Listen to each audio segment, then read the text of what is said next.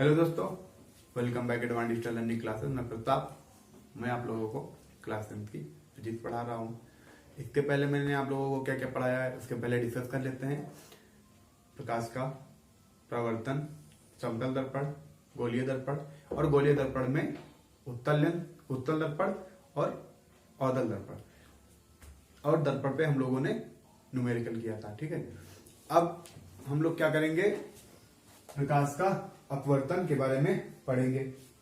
तो प्रकाश का अपवर्तन होता क्या है कि हम लोगों ने बेसिकली यही पढ़ा है कि जब प्रकाश किरण एक माध्यम से दूसरे माध्यम में जाती है और अपने मार्ग से विचलित होना प्रकाश का अपवर्तन कहलाता है।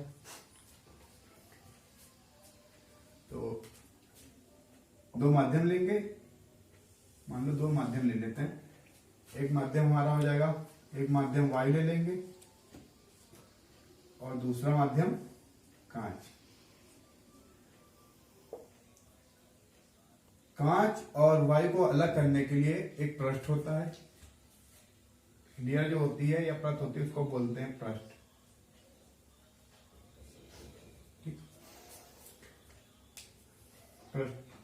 आप क्या करते हैं कि लाइट को आपतित कराएंगे या प्रकाश को आपतित कराएंगे।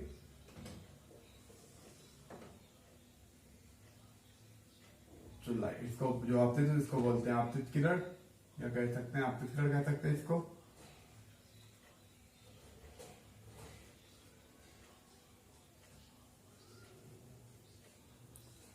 आपतित किरण, आपतित किरण पृष्ठ के जिस बिंदु पर टच करती है उसको बोलते हैं या उसको कहते हैं आपतन बिंदु।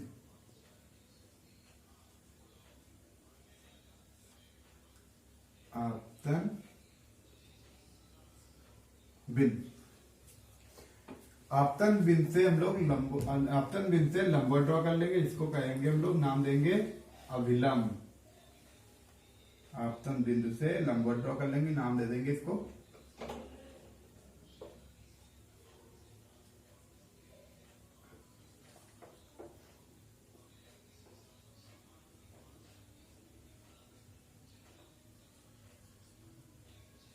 अभिलंब।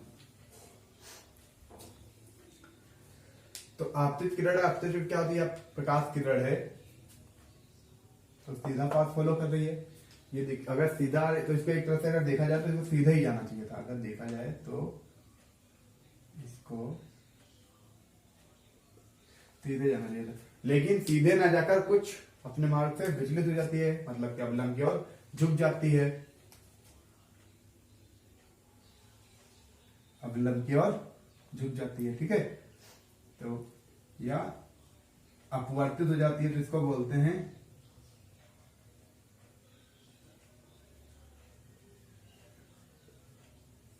अपवर्तित किरण। अभिलंब और आपतित किरण के बीच का जो कोण बनता है उसको कहते हैं आपतन कोण। और अभिलंब और अपवर्तित किरण के बीच का जो कोण बनता है, अपवर्तित किरण के बीच का जो कोण बनता है उसको बोलते हैं अपवर्तित कोण। इसको आर से दर्शाते हैं या लिखते हैं। ठीक है,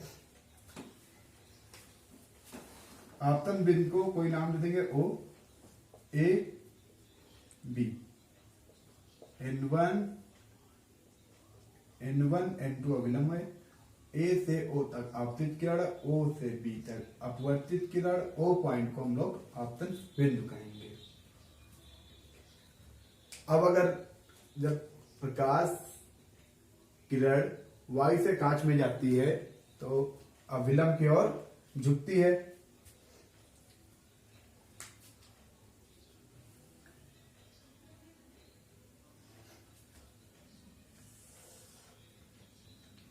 अब हम लोग कांच से वायु में देखेंगे क्या होता है।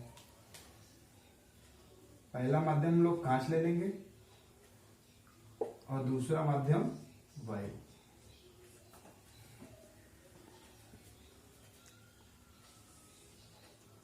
लाइट इंसिडेंट होती है, आपतित होती है, उसको नाम दे देते हैं हम लोग आपतित किरण। आपतित किरण, आपतित किरण पृष्ठ, इसकी पृष्ठ होता है। आपतित किरण जिस पृष्ठ पर टच करती है, पृष्ठ पर जिस बिंदु पर टच करती है उसको बोलते हैं, उसको कहते हैं आपतन बिंदु। आपतन बिंदु। आपतन बिंदु से लंबवत ड्रॉ कर लेंगे और उसका नाम दे देंगे अभिलंब। अभिलंब। इसमें भी देखें कि लाइट को सीधे जाना चाहिए था, अगर देखें तो लाइट को सीधे जाना चाहिए, लेकिन जब कांच से वायु में जाती है लाइट सीधे न जाकर अभिलंब से दूर हटती है और अपवर्तित हो जाती है, तो उसको नाम दे देंगे अपवर्तित किरण।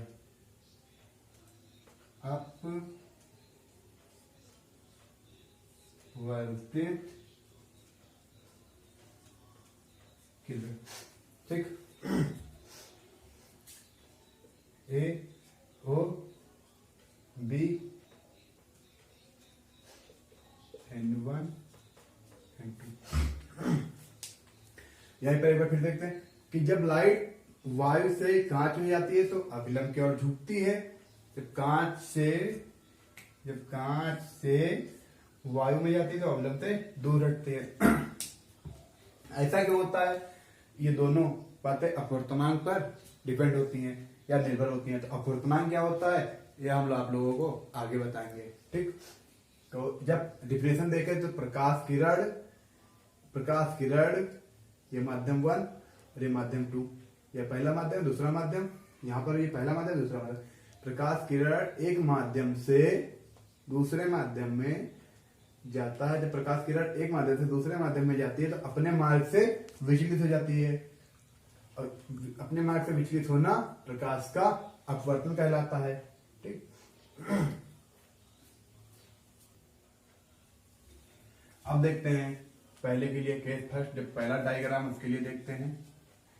यदि आपतित किरण अपवर्तित किरण आपतित किरण के सापेक्ष अभिलंब की ओर झुक जाती है तो दूसरा माध्यम पहले माध्यम के सापेक्ष सघन होगा।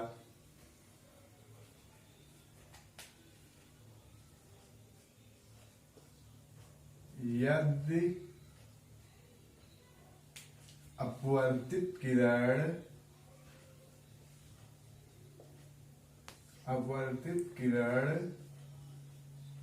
आपतित किरण के सापेक्ष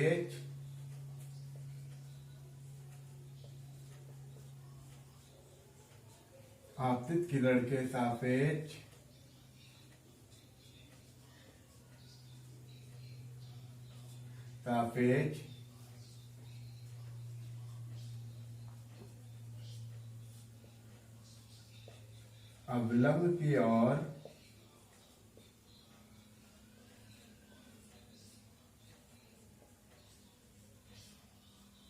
झुक जाती है। यदि अपवर्तित किरण आपतित किरण के सापेक्ष अभिलंब की ओर झुक जाती है तो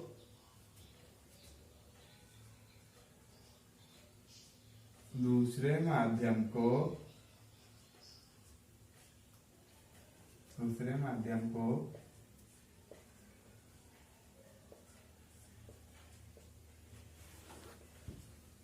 पहले माध्यम के सापेक्ष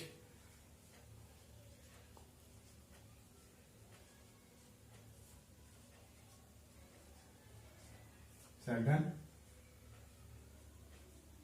कहते हैं। ठीक है। जब अपवर्तित किरण आपतित किरण के सापेक्ष अभिलंब की ओर झुक जाती है तो दूसरे माध्यम को पहले माध्यम के सापेक्ष सघन कहते हैं, या कह सकते हैं जब प्रकाश किरण वायु से कांच में जाती है, जब प्रकाश किरण वायु से कांच में जाती है तो कांच वायु के सापेक्ष सघन होगा। अगर आप दूसरे डायग्राम को देखें, जब कांच से वायु में जाती है तो अपवर्तित किरण आपतित किरण के सापेक्ष अविलंब से दूर हटती है तो दूसरा माध्यम पहले माध्यम के सापेक्ष विरल होगा। तो दूसरा माध्यम होगा वो पहले माध्यम के सापेक्ष विरल होगा।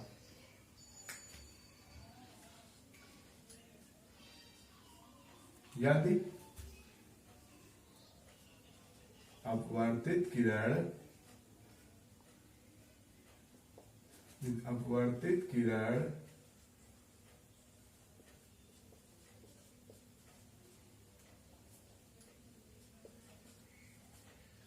आपतित किरण के सापेक्ष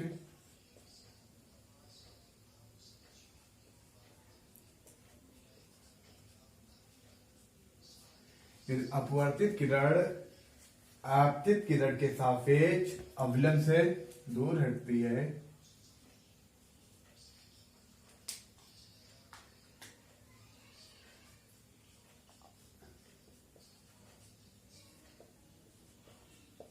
अविलंब से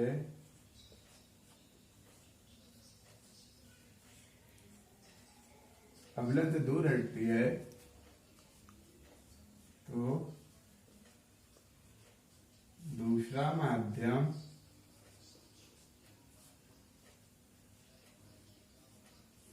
पहले माध्यम के सापेक्ष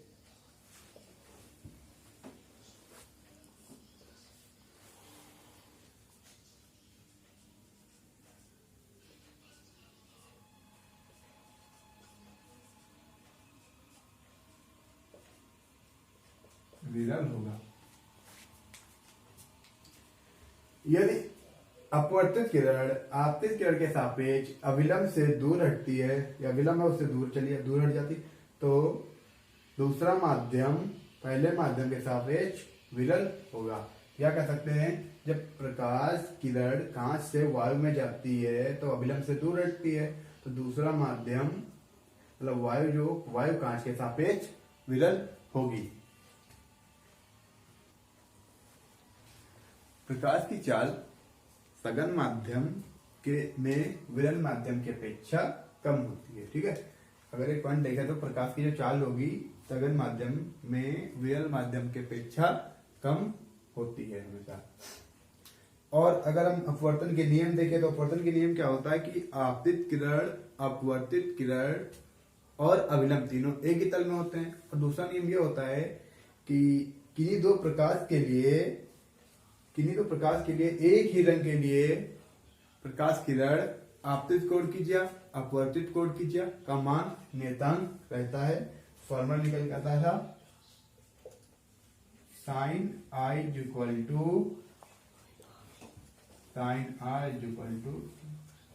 upon sine r equal to नियतांक या कांस्टेंट। इसे हम लोग स्नेल का नियम भी कहते हैं। और इस नियतांक को दूसरे माध्यम के सापेक्ष पहले माध्यम का अपवर्तनांक कहते हैं। इस नियतांक को दूसरे माध्यम के सापेक्ष पहले माध्यम का अपवर्तनांक कहते हैं। इस नियतांक को पहले माध्यम के सापेक्ष दूसरे माध्यम का अपवर्तनांक कहते हैं। ठीक है, और अब हम लोग पढ़ेंगे प्रकाश के स्लैब या कांच के स्लैब से अपवर्तन। कांच के आयताकार स्लैब से अपवर्तन रिफ्रैक्शन थ्रू आ रेक्टेंगुलर ग्लास स्लैब। तो इसमें क्या होता है कि लाइट पास करेगी या तो रेयर टू डेंसर मीडियम या डेंसर टू रेडियम मीडियम, या कह सकते हैं विरल माध्यम से सघन माध्यम में प्रकाश चाल हो या तो सघन माध्यम से विरल माध्यम में। ठीक है, तो पहले तो कांच स्लैब है तो कांच के स्लैब से अपवर्तन, तो पहले हम स्लैब बना लेंगे।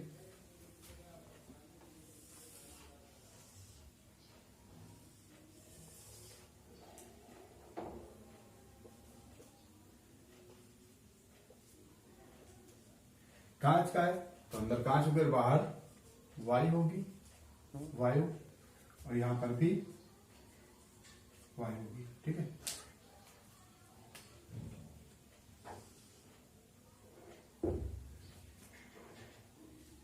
आपतित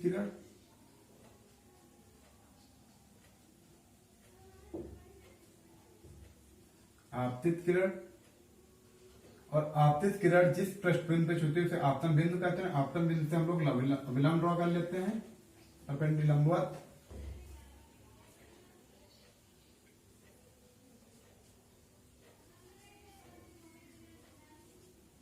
अभिलंब नाम हो जाएगा N1 N2 A O। आपतित और अभिलंब के बीच का जो कोण बनता है आपतित कोण कहते हैं।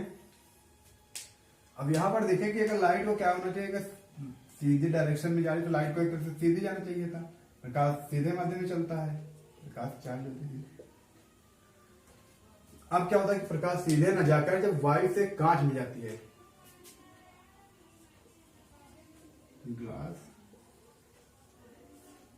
ग्लास स्लैब, जब प्रकाश या जब प्रकाश किरण वायु से कांच में जाती है, हमने आपको बताया कि अभिलंब की ओर झुकती है, अभिलंब की ओर झुकती है। ठीक है, और अभिलंब अपवर्तित किरण के बीच का जो कोण होता है उसे अपवर्तित कोण कहते हैं, उसे हम R से लिखते हैं। इस पृष्ठ पे टच करेगा तो इसके सापेक्ष हम लोग अभिलंब ड्रॉ कर लेंगे। तो वहां से हम लोग एक अभिलंब ड्रॉ कर लेंगे।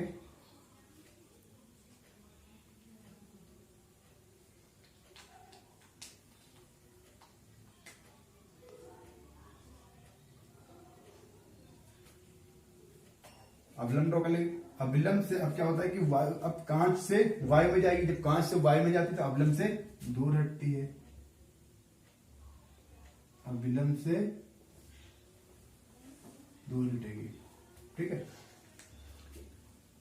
तो इसको नाम दे देंगे, इसको कहते हैं एंगल ऑफ इमर्जेंट, और ये इमर्जेंट रे होती है।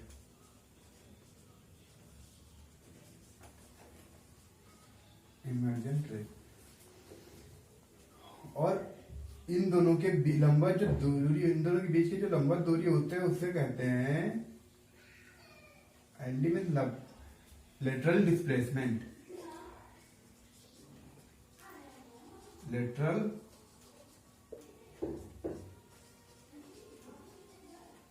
डिस्प्लेसमेंट। अब फिर देखिए, अगर वायु से कांच में जाएगी तो अभिलंब क्या हो जाएगी, कांच से वायु में जाएगी तो अभिलंब से दूर रखती है। आपतित किरण होती है, अपवर्तित किरण होती है, और यहाँ पे इमर्जेंट रे नाम दे देते हैं। और जो इन दोनों के बीच की जो दूरी होती है उसको कहते हैं लेटरल डिस्प्लेसमेंट या पार्श्व विस्थापन। लेटरल डिस्प्लेसमेंट क्या होता है, किन किन फैक्टरों पर डिपेंड करता है। अगर एंगल ऑफ इंसिडेंट को बढ़ा देंगे तो लेटरल डिस्प्लेसमेंट हमेशा बढ़ जाएगा। कैसे, ग्लास स्लैब है, लाइट इंसिडेंट कराएंगे, लाइट से इंसिडेंट कराएंगे तो अभिलंब ड्रॉ कर लेंगे। लाइट को एक तरह से सीधे डायरेक्शन में जाना चाहिए था, सीधे ना जाकर लाइट बेंड होती है, अभिलंब की ओर झुकती है जब कांच से जाती है। तो अगर यहाँ का कोण ज्यादा होगा तो अगर देखेंगे तो इन दोनों के बीच का जो लेटरल डिस्प्लेसमेंट होगा वो भी ज्यादा होगा। ठीक है, अगर हम इंसिडेंट एंगल बढ़ाते हैं तो उसका लेटरल डिस्प्लेसमेंट हमेशा ज्यादा होता है।